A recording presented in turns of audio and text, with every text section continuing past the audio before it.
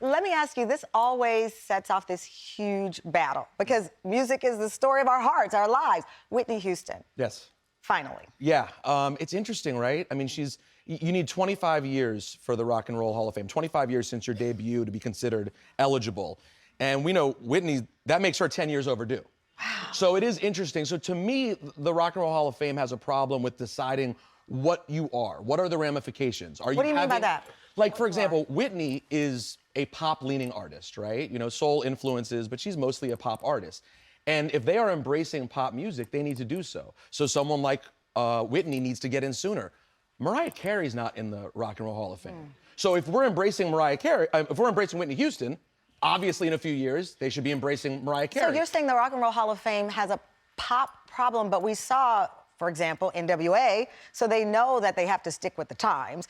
And the bottom line is all music is soul music. So if anything, they should just have a whole soul lineup. Exactly. And I say that as a kid who grew up listening to B.B. King and Bobby Blue Bland and the blues. And it's funny because you mentioned them, yeah. and they all got in early, right? Yeah. So the Hall got it right early. You look at the first several years, the Bobby Blue Blands, the Fats Dominoes, all these people got in. I was shocked to find out, I did some research, the first 5 inductees were black, which I was very surprised and impressed by the Hall. Why were you surprised? Because generally they haven't gotten it right recently. Their way they've handled hip hop, frankly, it's been lazy. And I'm excited that Biggie's in, but it sort of feels like you throw in Tupac, you throw in Biggie, you know that's gonna satisfy people who need them in, but Rakim hasn't been inducted to the Rock and Roll Hall of Fame. Okay, so let's think about it. So it's the Rock and Roll Hall of Fame. When it was founded, was the intention just to have so-called rock and roll?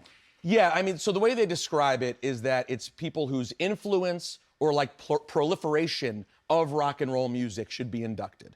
So early on, I was looking, I gotta tell you, Tamron, I was surprised. This first several years, they really got the forefathers of rock and roll and blues in. Because it's all merges. That's why I don't understand the breaking up. When you said Whitney Houston was, you know, considered a pop star, it actually gave me pause because Whitney, to me, is all music. Right. I mean, that's... Well, and I agree, and so is Michael, right? And Michael's in. Yes. So if that's what you're doing, they need to do a better job of it. Less than 8% of the inductees are women, right? And that, to me, is because they were hung up for a long time on just rockers. Right. And I think there are a lot of women who are... Listen, I interviewed Aretha Franklin when she was here.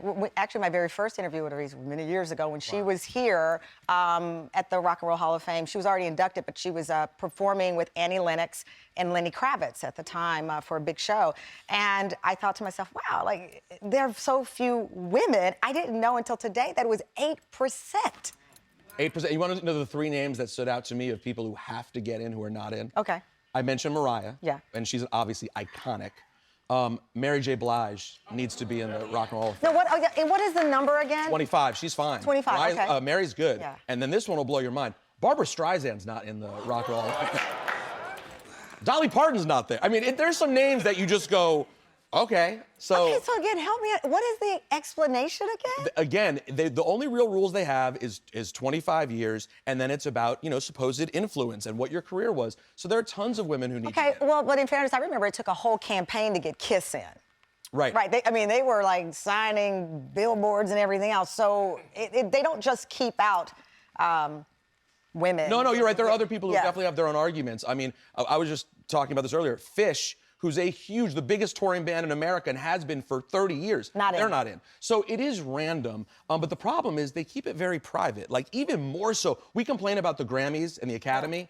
This is even more private. This is a smaller room with less clarity about what they're voting So we don't know who's actually voting? We know some of them. But they're kind of arbitrary people. They haven't invited in writers from different genres. But my colleagues and peers should be voting for what hip-hop people get into the Rock and Roll Hall of Fame. And they're not there to vote on Eric B. and Rakim or Slick Rick or Big Daddy Kane. That's the problem with so many things. These industries are held, the gatekeepers are not always gracious to pass the torch. Right.